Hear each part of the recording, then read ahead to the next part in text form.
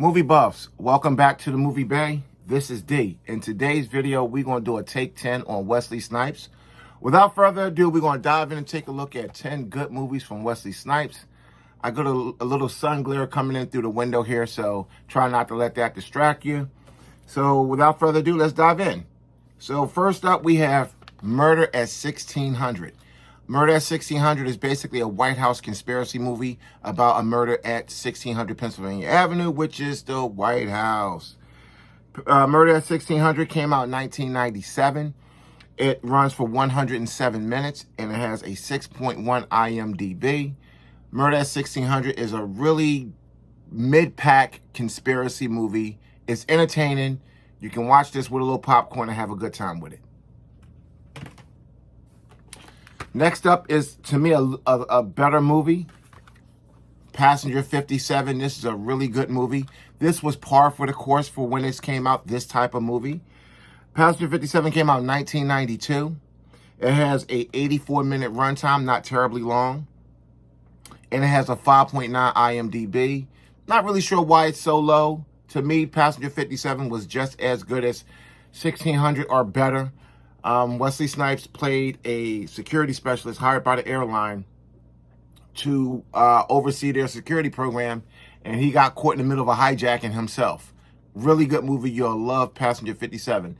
And this was really this was right there at Wesley Snipes' rise. This was really where he was starting to pick up some steam. Next up, this isn't really a Wesley Snipes vehicle, even though it kind of is. It's more of a Tommy Lee Jones vehicle. But Wesley Snipes, he was the main, I'm not going to say bad guy, because in The Fugitive and in U.S. Marshals, the bad guy that you think is the bad guy isn't really the bad guy in both movies. So I like to say U.S. Marshals is it's technically part 2 to The Fugitive, but it's not part 2 of the Harrison Ford character. Is more of a follow-up to the Tommy Lee Jones character, Gerard Butler. No, damn, did I say Gerard Butler? That's an actor. What was his, Samuel Gerard. That's what his name was in this movie. So this was a fantastic follow-up to The Fugitive. I thought The Fugitive was a great movie, and I thought this was a great movie. Tommy Lee Jones killed it. So U.S. Marshals, again, like I said, if you like The Fugitive, you'll like U.S. Marshals. U.S. Marshals came out in 1998. It ran for 126 minutes and scored a decent 6.5 IMDb. That 6.5 to me is like good, so I say a good 6.5 IMDb.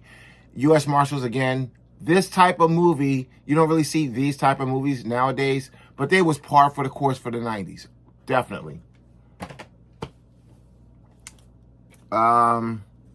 Sugar Hill. Sugar Hill is a fantastic Wesley Snipes movie. Really good movie. This was like Wesley Snipes do gangster well. Wesley Snipes was very versatile. He could be a street dude. He could be a law enforcement officer. He could be a superhero. Wesley Snipes was probably one of the most versatile actors in Hollywood at one point. So Sugar Hill came out in 1994. It runs for 123 minutes. And it has a pretty low 5.8 IMDb. I get it. It was a street movie, but I thought it was a good movie. To me, Sugar Hill is one of the better street movies out there. So, again, Sugar Hill, check this one out. If you like street movies, hood movies, you want to check this one out. Now, this one right here, oh, man. I went to the theaters to see this one. White Men Can't Jump, starring Woody Harrelson and Wesley Snipes. This is definitely one of the best Hollywood celebrity team-ups out there. This is a fantastic team-up of, at the time, 2 Hollywood heavyweights. So, and this is the first time these two teamed up. It won't be the last. So, White Men Can't Jump came out in 1992, runs for 115 minutes, and it got a really high 6.8 IMDb. Fantastic movie, great cast. The comedic timing was there. It's a great story. I love this movie. If you've never seen White Men Can't Jump, which I doubt if you're watching these type of videos on YouTube, but if you haven't seen White Men Can't Jump, I suggest you go ahead and pick this one up and add it into your collection. It's a fantastic movie. The second time Harrison and Snipes teamed up. This time they got Jennifer Lopez in the mix. Yeah, that's it. That is J-Lo. Money Train. Money Train is a good movie. So you got... Oh, I forgot to give you the details on White Men Can't Jump. So basically, White Men Can't Jump is Woody Harrelson is a basketball hustler. A basketball hustler, it was somebody who pretended that they couldn't play, but they really could play their ass off. Wesley Snipes was a hustler. They both came together to hustle for bigger and better things. One burned the other one. Great movie. You'll love it. Money Train. So Wesley Snipes and Woody Harrelson are transit cops, undercover transit cops, and they get into a whole bunch of stuff. They get fired, and they set up a plan to rob the money train. The money train is the train that carries the money for, I guess, the entire public transit system to wherever, to the bank or to wherever it's got to get counted, sorted, whatever, sent to the bank. The money train holds all the money. And they set up a plan to rob the money train. Money Train came out in 1995. It runs for 103 minutes. And it got a low 5.7 IMDb. I thought Money Train was a good movie. You don't see movies like this anymore. So that's the second time Harrison and Snipes teamed up. And both movies were pretty good. White Men Can't Jump was the better movie. But Money Train was solid. Probably one of the most iconic roles for Wesley Snipes. Not his best, but it's one that he's very much so remembered. Of course, we all know Wesley Snipes is most remembered as Blade, and rightfully so. But this is one that definitely comes up in conversation when you talk about Wesley Snipes. New Jack City. I remember when this movie came out, I was in high school at the time when this movie came out. We literally had an unofficial early dismissal for people to go to the movie theater in Cheltenham Township in Pennsylvania, right outside of Philly. We, had an unofficial early dismissal at my high school, and we went to go see New Jack City. New Jack City came out 1991. It ran for 97 minutes and got a decent 6.6 IMDb. 6.6 is good, so New Jack City was a really good movie. This movie, believe it or not, set the groundwork for a lot of hood movies that came after it. There was a few before it, but this kind of laid the groundwork for hood movies that came after it. New Jack City is a very significant movie in the genre. Now, the genre, I call it hood movies. You might call it street movies, whatever, but that is a very important movie for that genre. Next up, you got De Niro and Snipes in The Fan. The Fan was a pretty good movie. Wesley Snipes was a baseball star, a struggling baseball star. Robert De Niro was an obsessed fan. The Fan came out in 1996. It runs for 116 minutes. And it got a 5.9 IMDb, so it didn't make it to that good. It's just okay.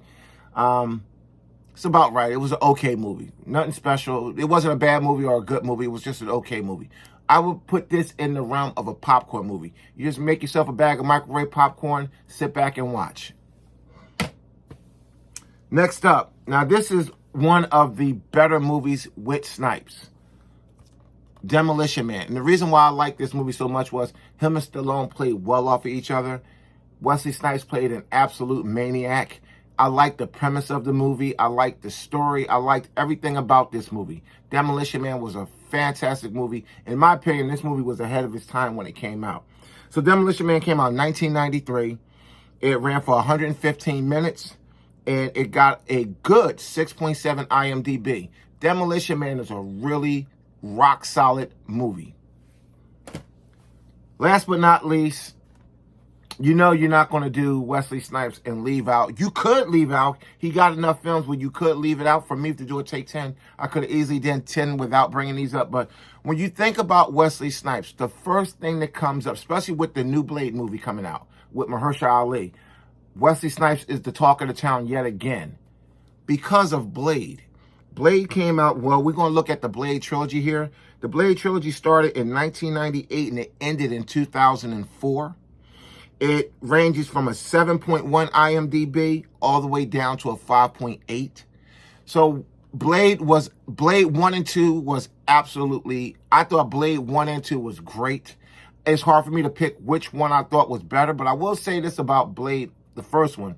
Deacon Frost was a much better bad guy than Damascus in 2. But again, Blade one was fantastic. And the new Blade coming out, I don't have high hopes for it, but we'll see. So that's the numbers, and that's your take 10 on Wesley Snipes. I hope you enjoyed it. But real quick, let's go back to Blade real quick, because I want to know what you guys think about the casting of Mahershala Ali as Blade. Now, remember, when Wesley Snipes first took the role of Blade, he was only 35. And Blade and Wesley Snipes is the right height. He's got everything going. Now, Mahershala Ali, now let's look at it.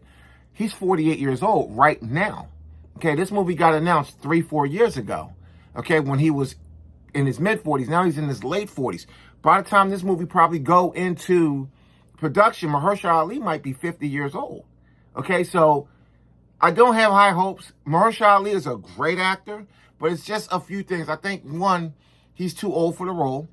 I think he's too tall to play Blade. Now, maybe I'm nitpicking, but I want you guys to tell me what you think. I just think Mahershala Ali, they should have went with somebody younger. But I feel that way about a lot of things. I didn't see Wakanda Forever. It's coming out. But again, I think, me personally, I think they should have recasted T'Challa.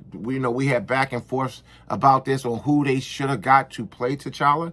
But we'll see. I heard so far people who know a little bit about the movie say it's going to be pretty good. So we'll see. But that's just my opinion on Blade and Mahershala Ali. He might kill it. I just don't have high hopes because, again, he's the right complexion. I think he's got the right level of charisma and charm to do the role, but I just think he's too old and too tall and a few other little things. That's it.